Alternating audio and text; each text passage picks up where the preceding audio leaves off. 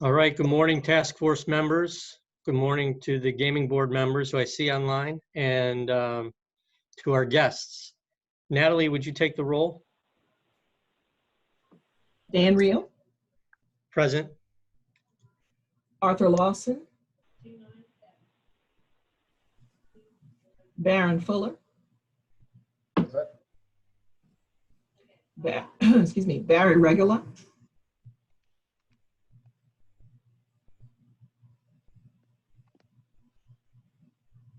I think you're muted, Barry. Yep, here. Okay. Charlie Gardner,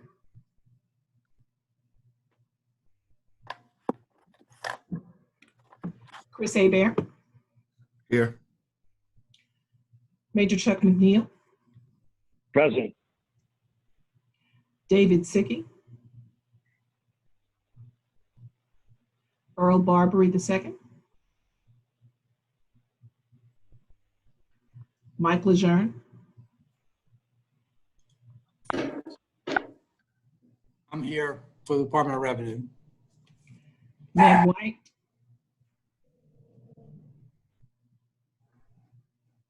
Roseanne Thompson,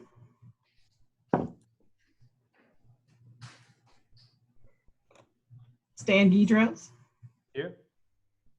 Dr. Thomas Levice, Trey Tantillo, Trudy Smith, Present. Vincent Schwartz, I'm here. Wade Duty. Here. We have a quorum. Thank you, Natalie. We have posted the necessary certification for lack of quorum signed by Secretary Pearson pursuant to Governor Edwards' proclamation that we cannot get a quorum together because of the ongoing health crisis and are unauthorized and committed to meet in this fashion, authorized and committed to meet in this fashion as a public body. Can I get a motion to waive the reading of the minutes from last week's meeting? So moved. Barry? Second. Barron second. Barry first and Barron second. Thank you for doing that. All right. So today Chairman Jones is not with us. I'm not going to go into anything more than that other than to say he's not with us today.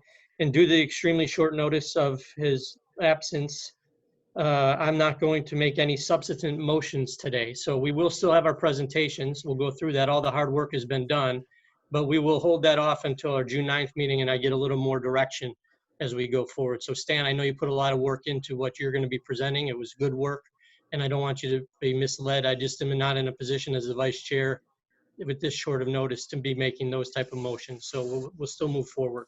Understand. All right, so what we'd like to do is take a minute though and talk to everybody about the update on your reopening efforts. It's been over just about 2 weeks now. And why don't we start with Wade? Why don't we just follow how the chairman usually goes?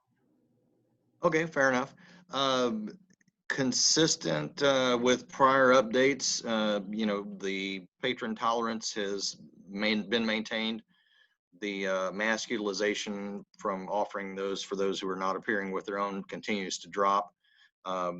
We saw the governor's guidance with respect to capacity and floor spacing, and I think some additional clarification is going to be needed as far as partition utilization and the expected duration of phase 2, so operators can make the evaluation whether it's worth it to go through the exercise for that time period. But in any event, no problems that have been pushed to me as far as the reopening efforts, and we continue to see decent turnout, not overwhelming by any means, but certainly encouraging results.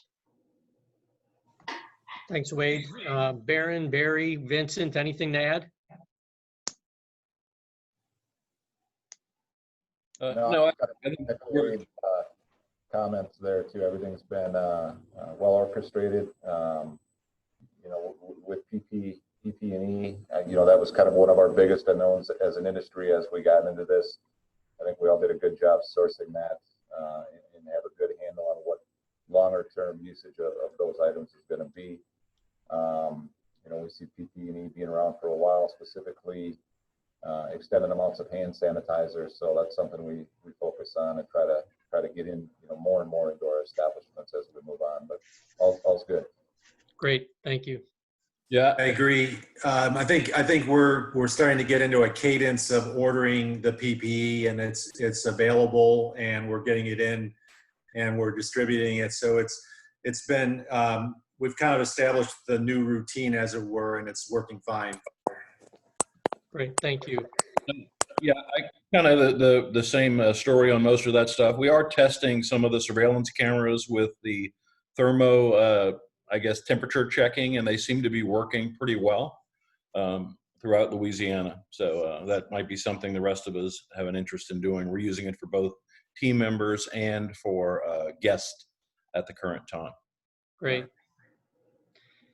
All right, how about we doing in video poker? Stan, Arthur, or Ned, someone? Yeah, similarly, we continue to see strong visitation. Our guests and employees have been through the screening process several times without a challenge. So everything going, much like it's been said already, things are going fine.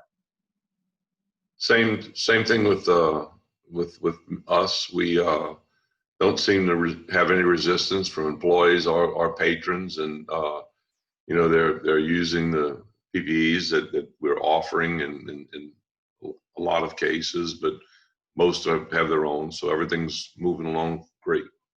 Great. And then Michael, anything to add? How are you doing in charitable gaming? No, not too much to add. Everybody seems to be willing to comply. Just to give you an update on the numbers as far as charitable gaming, we have 3 different types of charitable gaming. The traditional halls, about half of those traditional halls, we have about 24 or so about half of the traditional halls have opened or are going to be open by this week. The video bingo parlors, just about every one of them signed up for this phase 1. So that was kind of interesting. And then we have others, which is like the VFWs, American Legions, KCs, all that. And only about 10 or a dozen locations out of about 90 have signed up for the phase 1. I'm kind of interested to see how they're going to address the phase 2 with the 50% occupancy when they're really, really close to their limits as far as space goes with the 25% occupancy. So it's going to be interesting to see how they try to tackle that 50%. I'm sure y'all going to have the same thing in video poker. So it'll be interesting to see. Great, thank you. So due to the fact that everybody's done such a great job in phase 1, I believe that's what led to the governor feeling comfortable to go to phase 2. And as you all have seen the changes, you've alluded to it several times in the update already, 50% of authorized occupancy, 75% of gaming devices and spaces to be in service, and then the caveat about the plexiglass. I'm interested to see what the takeaway is for you all on your views on phase 2. You talked about it a little bit, Wade. Do you have anything to add on phase 2? No, we really have more questions than any useful information. So again, we understand the insertion of partitions to facilitate distancing.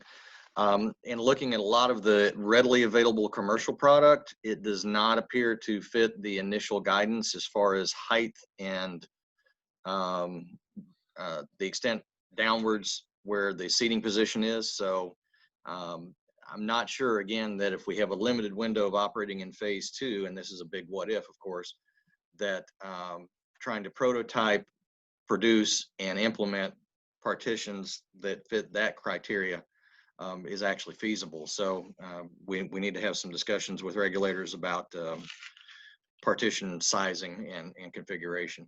Yeah, agreed. Obviously, it was noted that it's to the top of the machine, to the bottom of the chair, and then obviously to the backs of the chairs, and that's a significant sizing for each of those partitions. Why don't we just go around one more time, Barry, Barron, or Vincent, if you have comments. I don't want to put you on the spot, but if you have comments about phase 2 other than what we just heard from Wade, I'd love to hear it.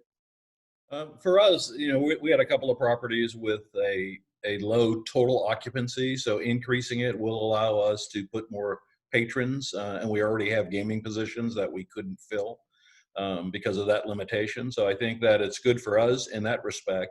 And then what Wade echoed about the Lexan partitions is that a little more information, but there certainly is an opportunity to deploy that stuff and get some of the better game up for play.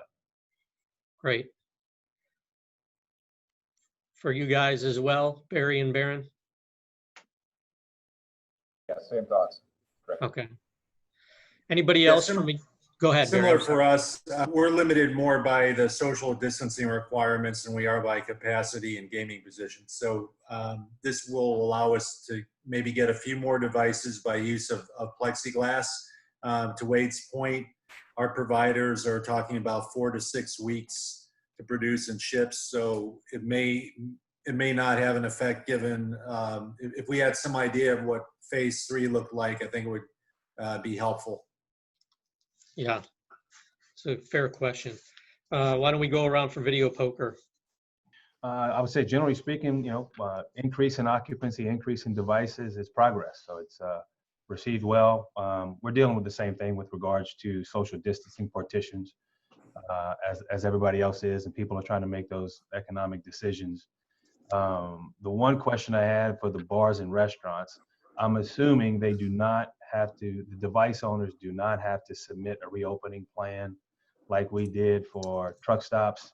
If that's not the case, maybe Major McNeil can let us know, but I'm assuming that is not needed. That'd be a question for the committee. Major, are you prepared to answer that today?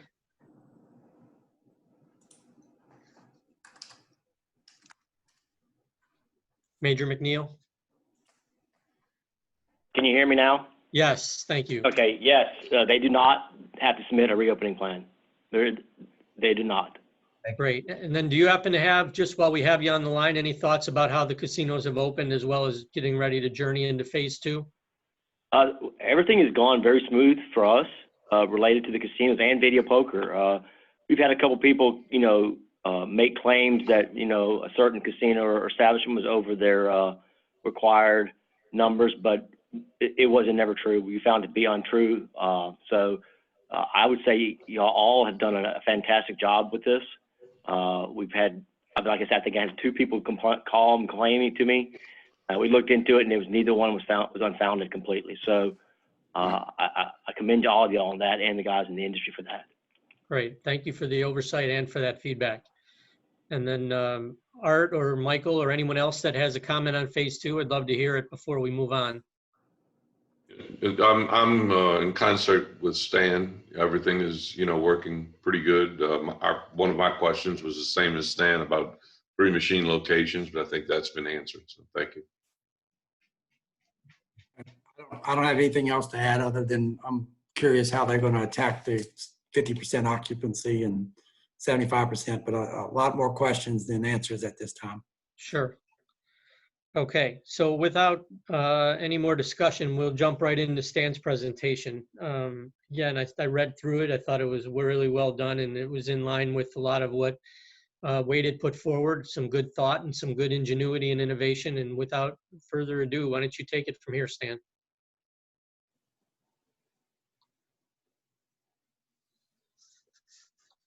All right, had to get the mute button off there. Yeah, thank you. I'd like to just also state that, these ideas were put together without too much consideration of the legislative process that'll need to follow. So, yeah, Arthur, Trey, and many of the stakeholders in the industry, we came up with the following 7 recommendations or issues for consideration. Number 1 issue that we came up with was the segment is restricted by the current definition of video draw poker. As stated in the Spectrum study, generational change and new ways to gamble, internet gaming, sports betting, fantasy sports, which I must add are good and competitively necessary for the casinos and commercial casinos in Louisiana. But these new ways to gamble are only going to add to the existing decline in our segment if we don't add to the variety of video poker content. Our sole gaming product is poker. By allowing the segment to provide a larger variety of games, we can turn the declining trend into a growth trend. So our proposal on that issue is to revise the definition of video draw poker to be more than dealing 5 cards and drawing 5 cards. Allow for such games as 3-card poker, 5-card stud, 7-card stud, etc. Multi-hand poker. This proposal would not include a change in our max bet or max jackpot, which is $4 and $1,000 respectively. To summarize that context, as noted in the Spectrum study, video poker industry in Louisiana in a decline. By broadening our appeal to more poker content as an industry, we can increase our tax base. We'll still be playing poker, but by expanding the variety in our poker product games, we'll generate more entertainment to players, which should transfer more economic benefit to the state. And that's number 1. Our second issue is limited number of devices in the marketplace. Our proposal is to increase the max number of devices allowed at video poker establishments, including bars, restaurants, and truck stops. In context, there are locations and markets in Louisiana today that could benefit from additional supply during peak times. For example, bars and restaurants may be able to increase to 5 devices, truck stops to 65 devices. This proposal would increase device fees, new tax revenue, employment, construction to existing facilities, while increasing supply to meet current demand and future demand, which would ultimately increase our economic benefit to the state.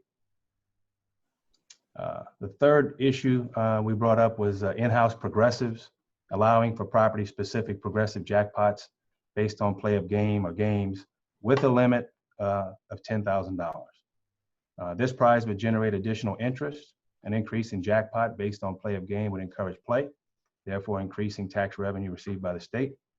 Everyone on the call knows how in-house progressive works, so I'll skip the how-to. We understand this particular payout would generate a taxable event, and that would need to be treated accordingly. And as a side note, I believe the new central system is capable of accommodating in-house progressives in the VLT segment. Number 4, player tracking and free play. Our proposal would be to allow for player tracking and free play credits to be downloaded to the devices. While the practice of player tracking is not prohibited in the video poker segment, downloading credits to the machine is prohibited. As Wade pointed out last week, promotional credits are the most effective marketing tool available to operators. Under the current climate, this would allow for less contact with guests and reduces the industry's expenses while encouraging play.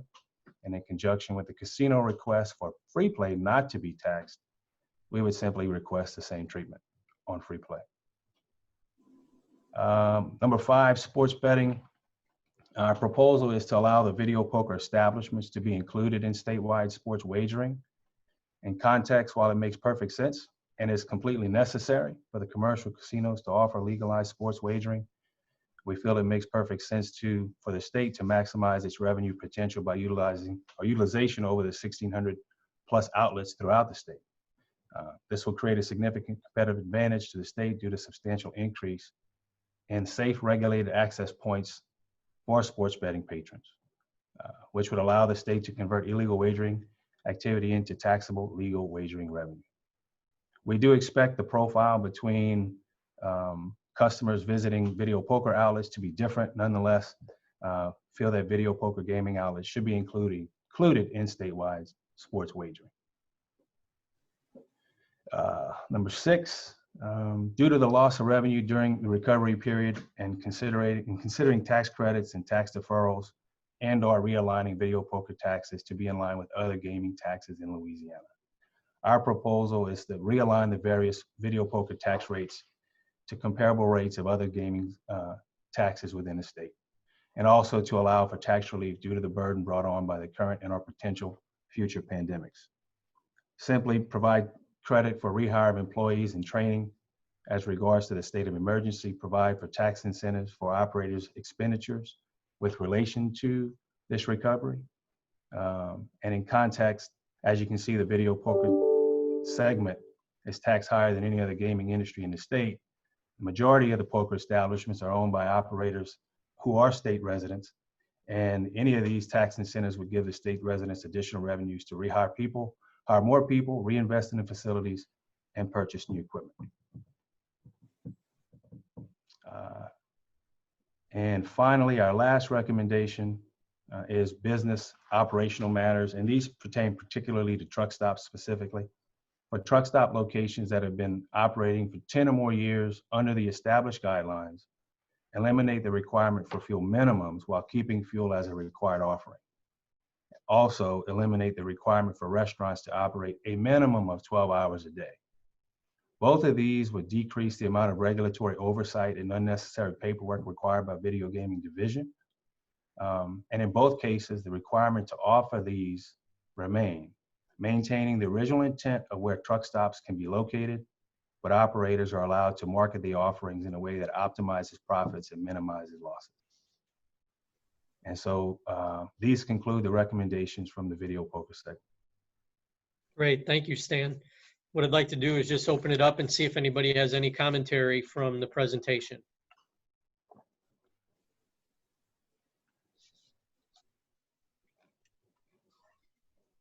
No questions of all 7 issues? Anything to add from the video poker group? I thought it was, again, a well put together presentation, but anything from the others who didn't present today that you just wanted to either shine a light on or emphasize? Okay, hearing none, we will move on. The next agenda item is housekeeping issues. I'm not aware of any, but I want to open it up to the group and see if anybody has any questions, commentary, new business that we want to address.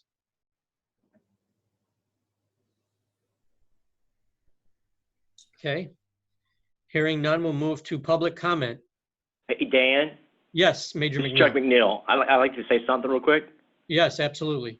Okay, just so everybody's on the same page related to phase 2 from us, the truck stops and casinos are going to have to submit to us what plan they plan on going with related to the machines, whether they're going to go the 75% machines, partition, so we kind of know what's going on related to their establishments, and the same thing with the casinos.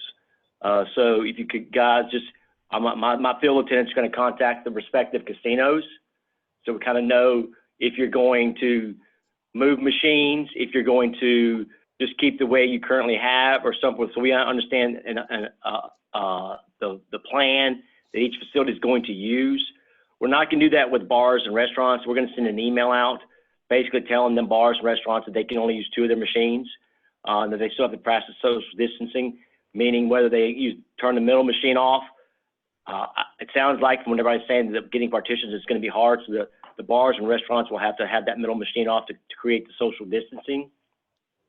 Kind of, not as much in detail as it was the first time, but just so we know, again, in the event that I get a phone call or a complaint, we know what your plan is for your establishment, and the field office knows what that plan is, so we can make sure we're following the guidelines that are set forth. Absolutely. Thank you for that. Appreciate you adding that in. Does anybody have any questions? I mean, I'd be glad to try my best or get answers for anybody, because I know this is kind of a difficult time with the chairman right here right now. So I do have a question for Major McNeil, if I might. go ahead, Wade. So just confirmation that the field offices understand that because of the variations in size and market share amongst the casinos, it won't be a one size fits all for phase 2 for us. It'll be casino specific, so that you may be, 53% or 62% or something like that. I want to make sure that they understood the expectation that we will submit plans and we will detail what we're proposing, but that it's not an all or nothing kind of a thing. Is that? Oh, of course. No, I mean, we know that, and that's why we want to kind of know what the plan is for each establishment, so we can work in conjunction with you guys. And again, really from our aspect, it's more of when the public starts calling us and asking what's going on, we're able to answer that question more than anything. Thank you. Great. Thank you for that. Any other commentary? Yes, I have a question for Major McNeil as well. Major, Go ahead, Arthur.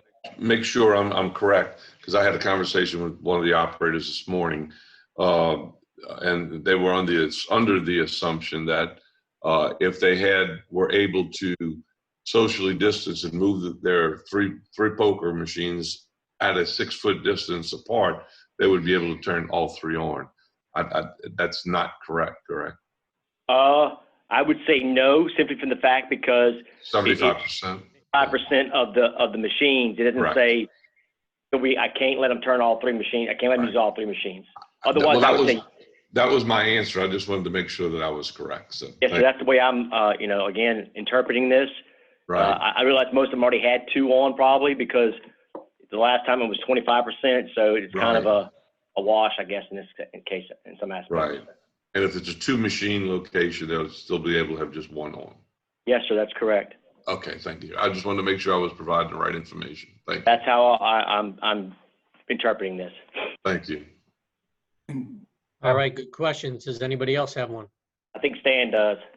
Yeah, Major McNeil, in the original reopening plan, at least the one that I turned in, we stated in there that it should physical barriers be approved, how we would go about doing that. So we sort of addressed that in our original plan. Do you need an additional plan just stating specifically? What would Yeah, I would say please just let us know. Like your establishment that we visited up in St. Helena. If you decide to move machines to get your 75% open, and you're moving machines, just so I know, my guys know that that's what y'all did. If you're using partitions or a mixture of it, just so we understand the process by which you guys are going to use to get to 75%. So again, we can answer those questions if we're asked by someone. That's all. And I realize that, just like to Wade's point, it's going to be 199 different variations. We understand that, It doesn't have to be very detailed, gentlemen, please. You know, it's just, this is what we're going to do, and this is how many machines we're going to have on or be using for the truck stop and so forth, so we understand and have those numbers for us. Thank you. And I'm going to have Mike and Eddie send an email out with this to everybody. But since we're on the call, I just wanted to kind of go ahead and touch that upon that now. All right, great. Do we have any yes. And Michael Lejean with Department of Revenue. I'm just going to echo Major McNeil. We're going to kind of do a similar thing with charitable gaming to accommodate the 75%. I'm going to get them to submit a new plan for the 75%. So I just wanted to get that in there. Great, thank you, Michael. Okay, do we have any public comment?